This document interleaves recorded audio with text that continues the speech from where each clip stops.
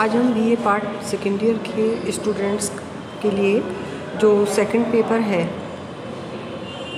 State administration, उसमें राज्यपाल से संबंधित जो आपका टॉपिक है उसकी चर्चा करेंगे। राज्यपाल की शक्तियाँ एवं कार्य।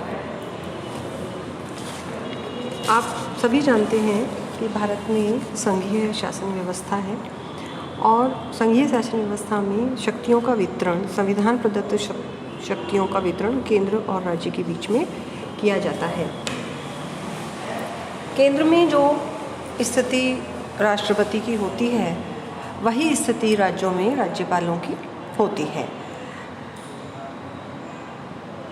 राज्यपाल हेड ऑफ द स्टेट होता है और राज्यपाल की जो प्रतिष्ठा होती है वो प्रथम नागरिक की होती है। वह राज्य का सर्वोपरि व्यक्ति होता है। संविधान प्रदत्त उनकी जो शक्तियां हैं उसे इस प्रकार वर्गीकृत किया जाता है: कार्यपालिका शक्तियां, विधायी शक्तियां, वित्तीय शक्तियां, न्यायिक शक्तियां और स्वविवेकी शक्तियां। इस लेक्चर में हम कार्यपालिका शक्ति का वर्णन करने जा रहे हैं। कार्यपालिका शक्ति से अभिप्राय होता है उन शक्तियों में जहां आपका निर्णय प्रमुख होता है, जहां आप नीतिगत मसले पर अपनी राय देते हैं। तो संविधान के अनुच्छेद 154 में यह उल्लेख है कि राज्य की समस्त कार्यकारी शक्ति राज्यपाल में निहित है और राज्य के सारे कार्य राज्यपाल के नाम से किए जाएंगे। प्रमुख कार्यपालिका शक्तियां हैं कि राज्य के मुख्यमंत्री तथा उसकी सलाह से मंत्री परिषद के सदस्यों की नियुक्ति करता है। राज्य के महाधिवक्ता की नियुक्ति राज्यपाल द्वारा की जाती है तथा राज्य के उच्च न्यायालय के न्यायाधीशों की नियुक्ति के विषय में राज्यपाल राष्ट्रपति को परामर्श कर सकता है। राज्य लोक सेवा आयोग के अध्यक्ष और सदस्यों की नियुक्ति करता है, लेकिन वह उन्हें अपने पद से हटा नहीं सकता है। तो जो महत्वपूर्ण नियुक्तियां हैं, जो महत्वपूर्ण राज्य सरकार से संबंधित संस्थान हैं, उनके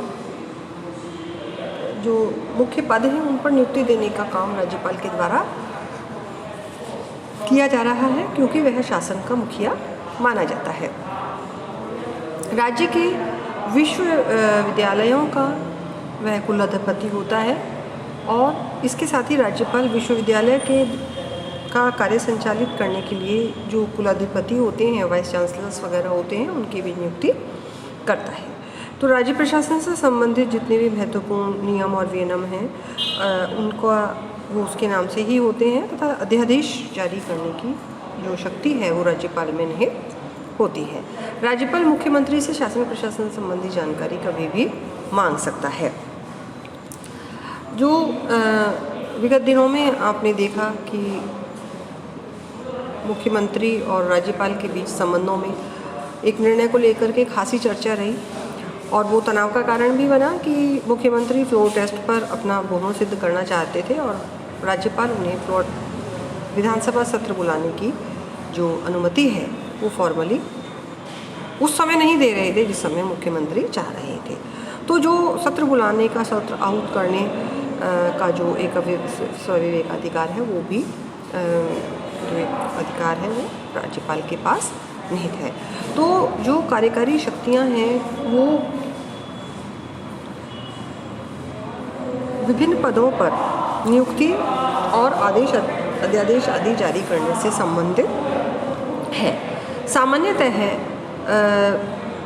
जो राज्यपाल होते हैं वो इन सभी विषयों में राज्य मंत्रिमंडल के मुख्यमंत्री के आधार पर अपना कार्य करते हैं और वो उसमें उनका खुद का कोई विशेष डिस्क्रिशन नहीं इसमें होता है। लेकिन कभी कभी स्थितियां उलट होती हैं और राज्यपाल और मुख्यमंत्री के बीच